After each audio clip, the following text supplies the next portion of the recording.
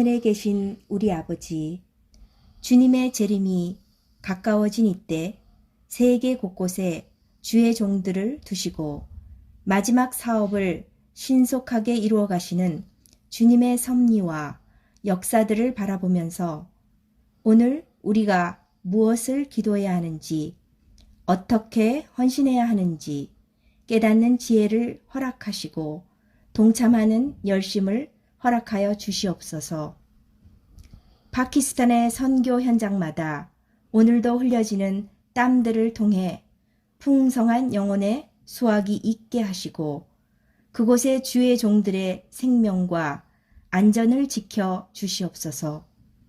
이 복된 안식일, 우리는 선교 현장의 소식들을 들으려 합니다. 준비된 순서를 통해 은혜 받게 하시고 하나님께 영광을 돌리는 시간 되게 하여 주시옵소서. 예수님의 이름으로 기도합니다. 안녕하세요, 성도 여러분.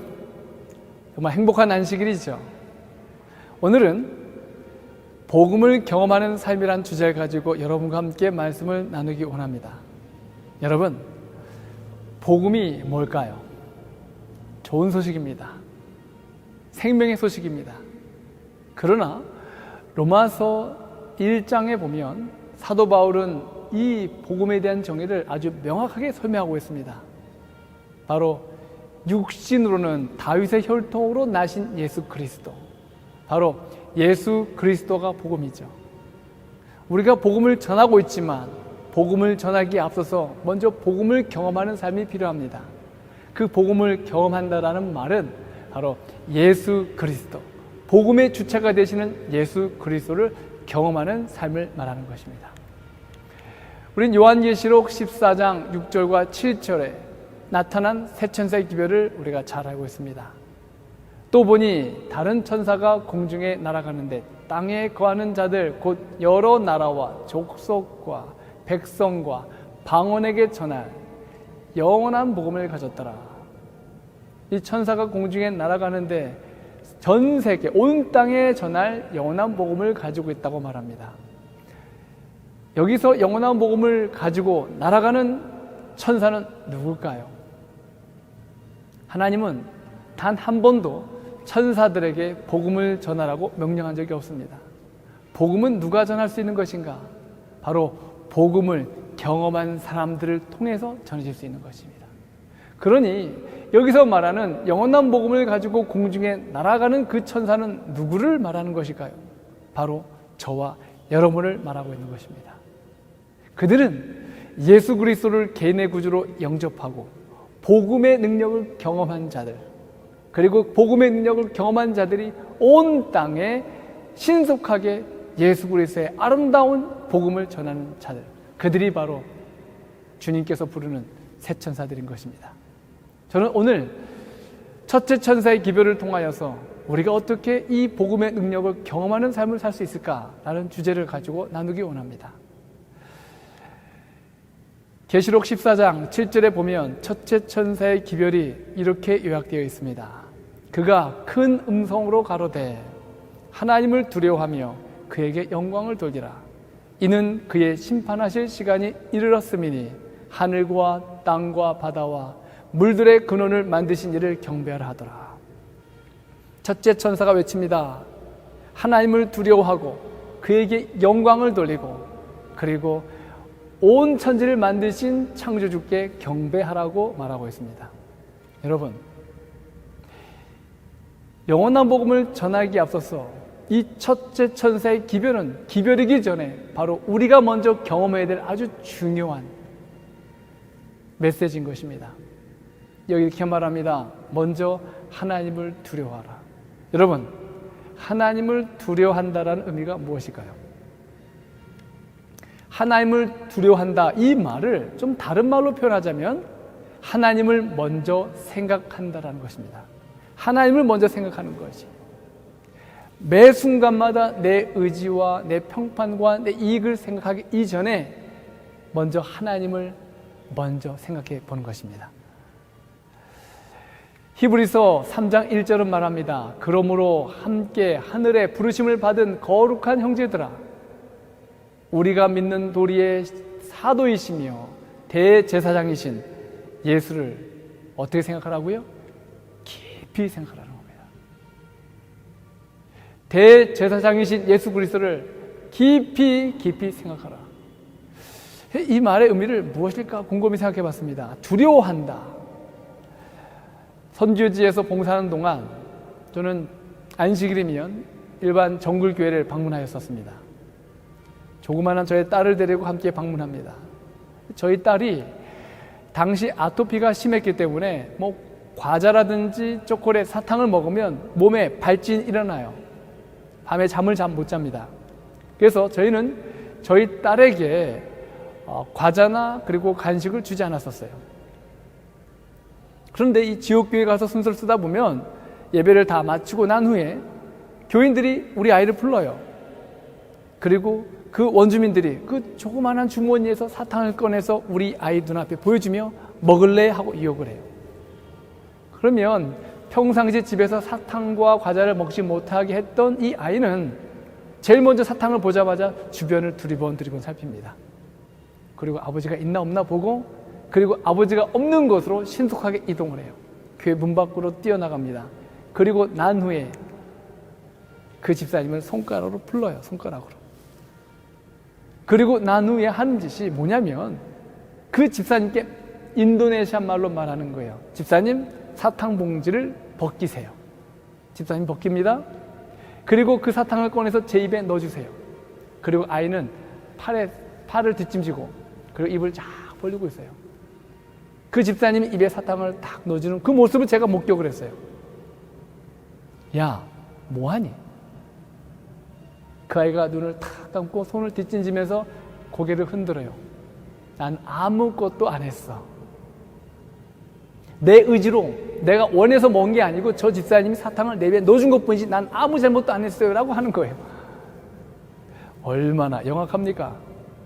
이 어린아이도 어떻게 이 죄를 핑계댈 줄 아는 거예요. 죄된 본성이 그 아래에 나타나는 겁니다. 그 순간 여러 가지 고민이 됩니다. 이렇게 아이를 지도하는 것이 옳은 일일까? 집에 와서 저희 집사람에게 이런 상황을 보고를 하고 우리가 어떻게 처신하면 좋을까? 저희가 최종적으로 이런 결론을 내렸습니다. 예주야, 네가 사탕을 먹고 싶은 거 아는데 사탕을 먹도록 허락할게. 단 하루에 1개, 그리고 아침 식사 후에 먹도록 한다. 알았지? 그 아이가 얼마나 기뻐하는지 몰라요. 그리고 난 다음 안식일 다른 지역교회를 방문했는데 똑같은 일이 벌어졌습니다. 예배가 마치고 난 후에 이 원주민이 또 우리 아이를 부르는 거예요.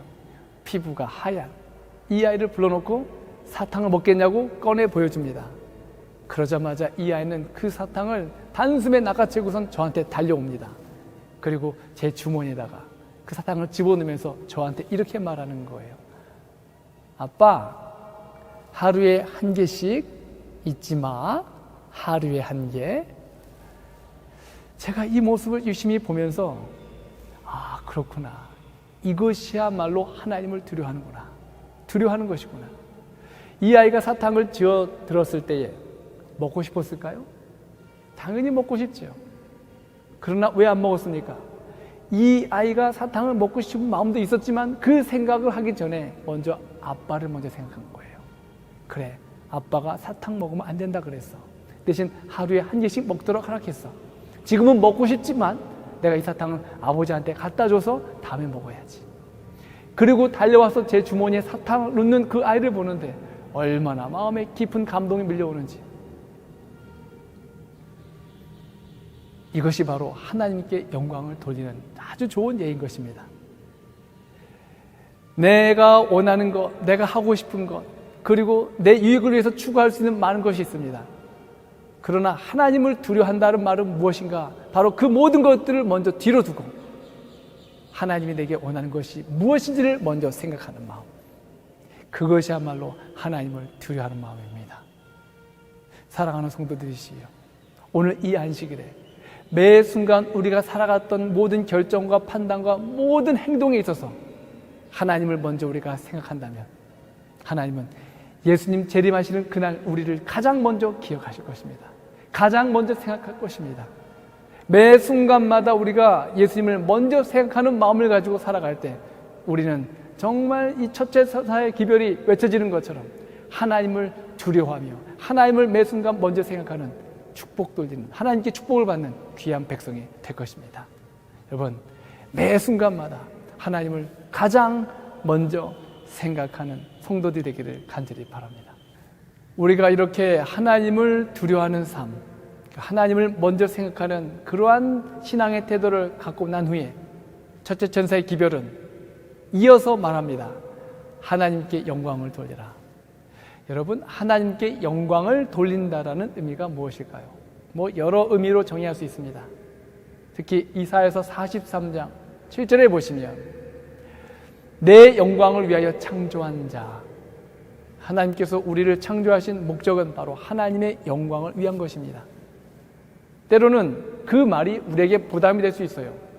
그러면 내가 살아가는 모든 것은 오직 하나님의 기쁨만을 위해서 존재해야 되는 것인가? 과연 이 하나님께 영광을 돌린다라는 말을 어떻게 하면 우리가 쉽게 이해할 수 있을까? 저는 이렇게 정의해 봅니다. 하나님께 영광을 돌린다. 이 말은 하나님의 얼굴에 미소를 짓게 하는 삶이다. 내가 오늘 행동하고 결정하고 그리고 움직이는 모든 삶의 영역이 하나님의 얼굴에 미소를 짓게 할 수 있다라면 그것은 바로 하나님께 영광을 돌리는 것입니다. 히브리서 11장 6절은 이렇게 말합니다.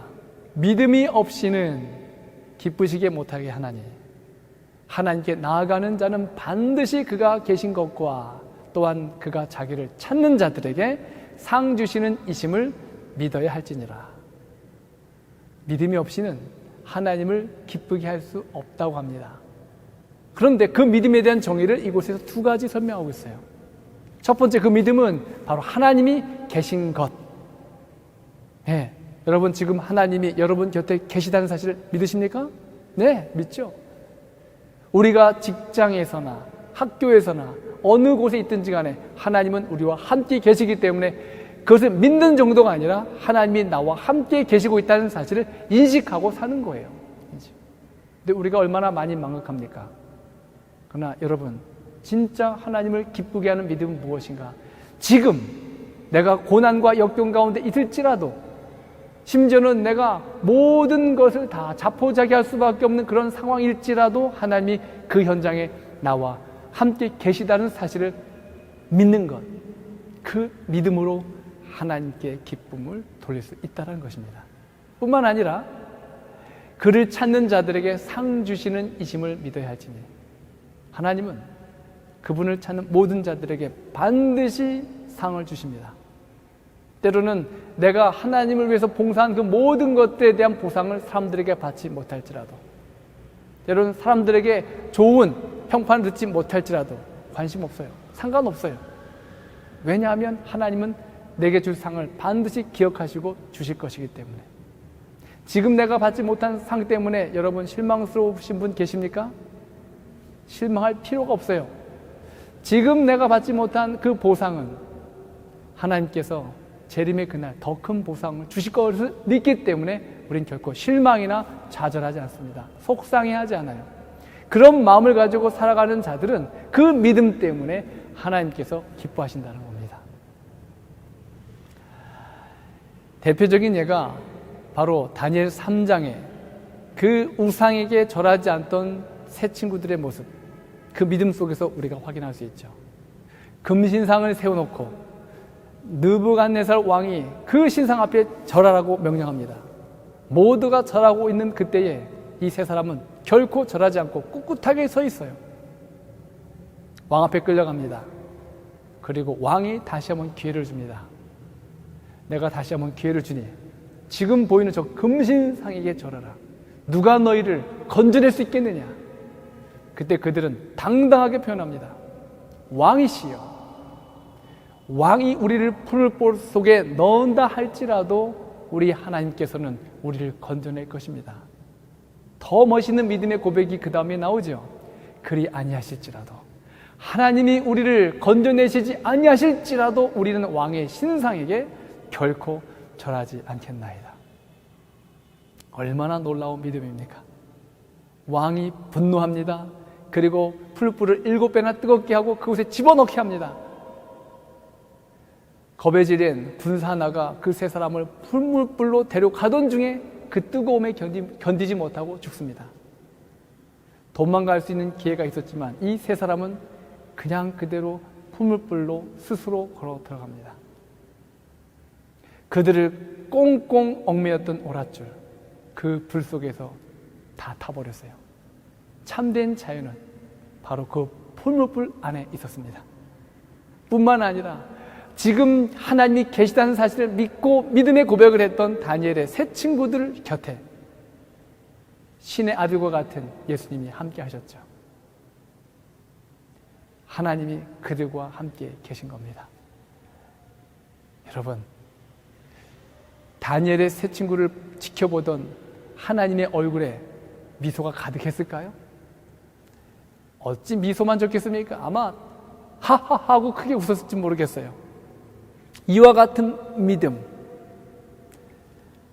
생각과 판단과 결정이 모든 상황 속에서 하나님이 계시다는 사실과 항상 내게 가장 좋은 것으로 보상해 주실 것이라는 사실을 믿고 결정하는 삶을 산다면 우리의 모든 생각과 결정 속에서 하나님의 얼굴은 미소가 가득 머금게 될 것입니다. 이것이야말로 하나님께 영광을 돌리는 삶이죠. 제가 와메나에서 선지효지 생활을 할 때에 가장 힘든 것은 바로 이 돼지 몸속에 있는 벼룩들이었습니다. 원주민들 가정을 방문하면 작은 움막 속에 원주민들과 돼지가 함께 어울려 살아요. 사진에 보다시피 한 여인이 누워있지요. 그 앞에 있는 아주 붕직하게 살찌은 돼지 보이십니까? 한 집에 같이 자다가 만약에 돼지 새끼가 배가 고파서 꿀꿀대면 그 여인네는 돼지 새끼를 불러요. 그러면 그 돼지 새끼가 이 가슴으로 파고들어서 그 여인네의 젖을 쪽쪽 빱니다. 이게 그들의 삶이에요. 이런 가정을 제가 방문을 가고 나면 그곳에 이 돼지 몸속에 있던 벼룩들이 제 몸에 옮겨와요. 낮에는 활동하기 때문에 제 몸에 벼룩이 옮겨졌는지 전혀 모릅니다. 그런데 밤에 잘 때쯤 되면 그 벼룩이 활동하기 시작합니다. 그리고 겨드랑이, 팔, 다리를 물어요. 여기 제가 물렸던 이 벼룩에 물렸던 상처들을 여기 사진에 올립니다. 빨간 점들이 보이십니까? 다 벼룩에게 물린 상처들이에요. 다리, 그리고 겨드랑이 이렇게 물리고 나면 거의 1주, 2주일은 계속 간지러워요. 계속 긁다 보면 골마 터져요. 그리고 그 터진 곳에 나중에 감염되면 아주 큰 상처가 남습니다. 어른이야 이렇게 힘들고 간지럽고 그리고 간지러우면 저희들이 상처를 피하기 위해서 긁기보다는 이렇게 때립니다. 두드려요. 그러면 그나마 간지러운 이 부분을 없앨 수가 있어요. 그런데 아이들 같은 경우는 벼룩에 물리면 긁다 결국엔 상처 나고 진물 생기면 감염돼서 그리고 아이들에게 큰 질병에 걸리기도 합니다. 사진에 보시다시피 현지 아이들의 모습입니다. 벼룩에 물린 아이, 엉덩이, 그리고 여러 가지 상처들. 결국 한 마을에 한 2명꼴의 아이들이 이 벼룩에 물려서 감염되어 죽습니다. 그러다 보니 저희 딸과 함께 선교지에 머물면서 늘 이 벼룩에 물리는 문제 때문에 저희는 고민할 수밖에 없었어요. 저희들이 시장을 보러 조그마한 찌푸니에 원주민들과 함께 꾸겨 차에 타면 돼지를 팔러 가는 원주민들은 그 돼지를 또 끌어안고 타요. 그러면 돼지 몸에 있는 벼룩이 저희들에게 옮겨오죠. 저희들이 시장에 나갈 때 아이를 두고 갈 수 없기 때문에 그 아이를 데리고 같이 자그마한 찌푸니에 올라탑니다. 그럴 때마다 저희 집사람은 기도하는 거예요. 하나님, 저희는 아프면 그나마 견디고 또 우리 스스로 해결할 수 있지만 우리 아이가 아프면 저희는 어떻게 선교지에서 더 이상 봉사할 수 있는 여력이 없습니다. 우리 아이를 켜주십시오. 이것이 저희들의 기도였어요. 그렇게 시작된 사역, 4년 내내 저희 아이는 단 한 번도 돼지 벼룩에 물린 적이 없어요. 이것이야말로 제가 4년 동안 경험했던 선지유지의 가장 놀라운 기적 중의 기적이라고 저는 생각해요. 사자의 입을 막으셨던 하나님께서 벼룩의 입까지 막고 계신다는 사실을 아십니까? 이렇게 하나님께서 우리 딸을 지켜주는 그 모습 속에서 제가 선지유지에서 정말 자유스럽게, 그리고 정말 하나님께서 원하는 모든 사역들을 섬길 수 있는 귀한 축복을 경험하게 된 것입니다. 그러다 보니 그렇게 사역지에서 봉사하는 순간마다 제가 하나님을 늘 기억하며 하나님께 감사와 찬송을 돌릴 수밖에 없었습니다. 세 번째로는 하나님을 경배하라는 것입니다. 하늘과 땅과 물들의 근원을 만드신 이를 경배하라. 예배가 뭡니까? 찬양하는 것, 기도하는 것, 말씀을 듣는 것, 다 예배입니다. 예배는 이렇게 정해 볼 수 있습니다. 예배란 하나님과 나와의 만남이다. 이것이 바로 진정한 예배의 의미라고 저는 정의합니다. 출애굽기 25장 8절과 22절에는 이렇게 말합니다. 내가 그들 중에 거할 성소를 그들을 시켜 나를 위하여 짓되 거기서 내가 너와 만나고, 하나님께서 성소를 짓게 하신 목적과 이유가 무엇이었습니까? 그들 중에 거하고 그리고 그들과 만나기 위한 것이었습니다. 요한복음 2장 19절부터 21절에 보시면 예수님께서 말합니다. 표적을 보여주는데 이 성전을 헐라 내가 사흘 만에 다시 일으켜 세우리라. 바리새인들이 비웃습니다. 우리가 40년 동안 지은 이 성전을 너가 어떻게 사흘 만에 일으켜 세우느냐? 그것은 바로 예수님이 십자가에 죽으시고 부활할 것을 언급하시면서 자기 육체라고 말씀하셨습니다. 예수님은 이 땅에 오신 보이는 성소였습니다. 성소의 목적이 무엇이라고요? 거하고 만나고. 예수님은 이 땅에 성소로 오셔서 죄인들을 만나기 위하셨고 그들과 함께 거하기 원하셨습니다. 요한복음 4장에 보면 예수님께서 한 여인을 만나기 위해서 새벽부터 분주하게 제자들과 움직입니다. 점심때쯤 되어서 수가 있는 한 우물가에 도착합니다. 제자들을 음식을 구하기 위해서 보내고 난 후에 한 여인과 독대하기 위하여 기다리고 있습니다. 그 여인과 이런저런 대화를 나누던 중에 이 여인은 예수님을 보면서 심상치 않은 분이라는 사실을 깨닫게 됩니다. 영생하는 물을 주시는 분, 그리고 내 과거를 아시는 분, 이제 그는 더 이상 숨길 것이 없었습니다. 그는 영적으로 하나님을 찾아가길 원했습니다. 그리고 묻습니다. 예수님, 내가 이젠 더 이상 무리도 아닌, 남편도 아닌 영적인 하나님을 찾기 위해서 제가 노력하겠습니다. 예배를 드리기 원하는데 예루살렘에 가서 예배를 드릴까요? 아니면 우리 마을에 있는 그림신산에 가서 예배를 드릴까요? 그때 예수님께서 그 여인에게 이렇게 말합니다. 아버지께 참으로 예배하는 자들은 신령과 진정으로 예배할 때가 오나니 곧 이때라. 아버지께서는 이렇게 자기에게 예배하는 자들을 찾으시느니라. 예배할 때가 오나니 언제라고요? 바로 이때라. 예수님께서 성소가 되셔서 이 여인을 찾아오셨고 만난 거예요. 그러니 예수님과 이 여인의 만남 그 자체가 바로 예배였던 것입니다.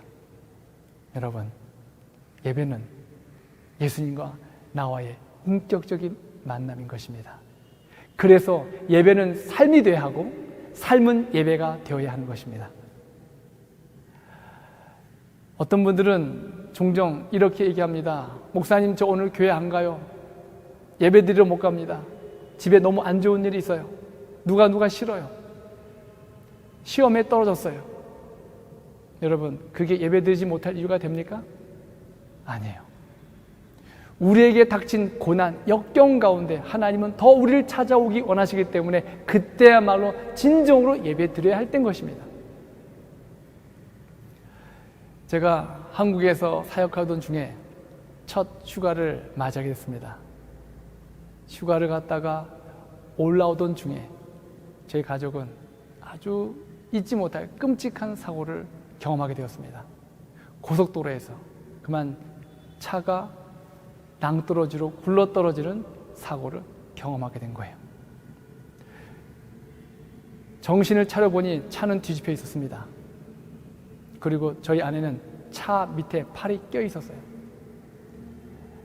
차 밖을 나가고 싶어도 나갈 수가 없었습니다. 그래서 무릎으로 유리창을 깨고 그리고 나왔어요. 무릎에선 피가 흘러 넘칩니다. 계속 흘러내리고 통증도 못 느꼈어요. 우리 집사람을 구하기 위해서 차를 듭니다. 아무리 들려고 해도 들리지 않아요.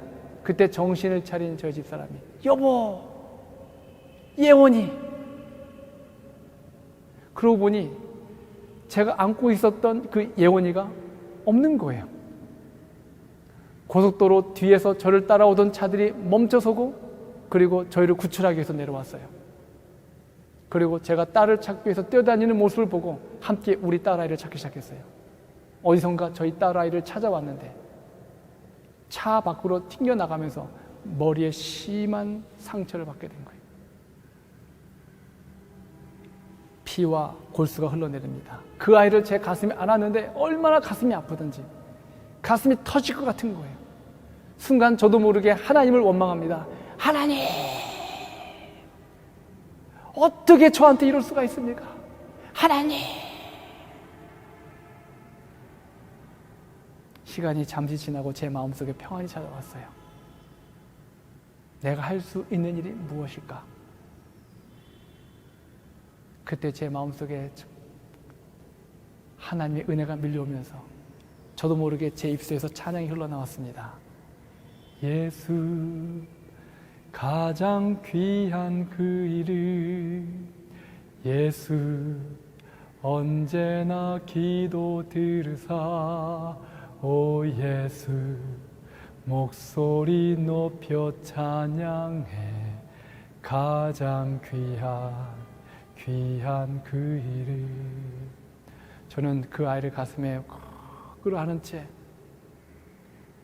건양대 병원까지 이동하는 그 순간까지 2-3시간을 함께 찬양했습니다. 제 평생 잊지 못할 가장 아름다운 예배를 우리 딸아이와 마지막으로 보내게 되었습니다. 여러분, 그때 드렸던 그 예배의 순간이 오늘 제가 복음의 현장에서 선교사로 봉사할 수 있는 결심을 만들어 주셨습니다. 여러분, 하늘과 땅과 물들의 근원을 만드신 이를 경배하라. 하나님을 만나라. 여러분, 하나님이 창조주라고 생각한다면 어떠한 손해와 죽음과 질병이 우리를 덮칠지라도, 우리를 좌절하게 만들지라도 창조주 하나님을 안다면, 그분을 믿는다면 우리의 예배는 결코 멈출 수 없을 것입니다. 여러분, 잠시 후면 우리가 주님을 만나겠죠. 이 땅에서 드려지는 모든 예배는 앞으로 우리가 주님과 함께 만날 그 재림의 그날을 준비하는 시간인 것입니다. 우리가 이 땅에서 삶이 예배가 되고 예배가 삶이 되지 않은 삶을 살면서 어떻게 우리가 하늘에서 1000년 동안 그분과 함께 지내면서 경배와 찬양을 돌릴 수 있겠습니까? 여러분, 오늘 이 안식에 정말 그 하나님을 인격적으로 개인적으로 만나시기 바랍니다. 여러분의 삶 속에 고난이 있습니까? 여러분의 삶 속에 여러 어려움과 난간으로 좌절 중에 있습니까? 지금이야말로 주님을 가장 가까이 예배드릴 그 순간임을 기억하시기 바랍니다. 우리가 이렇게 매 순간마다 예수님을 먼저 생각하고 그리고 하나님의 얼굴에 미소 짓는 삶, 그리고 우리의 모든 삶 자체가 하나님과 동행하는 인격적인 만남이 이루어진다면 여러분, 우리는 이미 복음의 능력을 경험하는 삶을 살고 있는 것입니다. 우리가 이런 삶을 살게 된다면 우리가 입술을 열어 복음을 증거하지 않는다 할지라도 우리 마음속에 경험된 복음은 삶으로 증거되게 될 것입니다. 이와 같은 영적 자력을 가진 사람들의 삶 속에는 또 다른 영적 갈급함을 가진 사람들이 함께 모여들게 되어 있습니다. 이 일을 통해서 여러분의 마음속에 복음을 경험할 뿐만 아니라 복음의 능력으로 하나님의 아름다운 성품을 증거할 수 있는 주님의 백성들 되기를 바라면서 말씀을 마치겠습니다. 기도하겠습니다. 사랑의 아버지 하나님, 우리에게 복음 되시는 예수님을 주셔서 감사합니다. 그 예수님을 우리 마음속에 경험하고 그 일을 통하여서 매 순간마다 하나님을 먼저 생각하게 도와주시고 우리의 생각과 행동과 결정 속에서 늘 하나님의 얼굴에 미소 짓는 삶을 살게 하여 주시옵소서.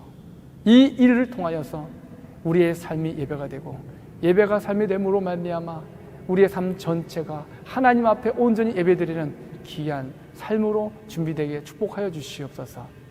예수님의 이름으로 기도드립니다. 아멘.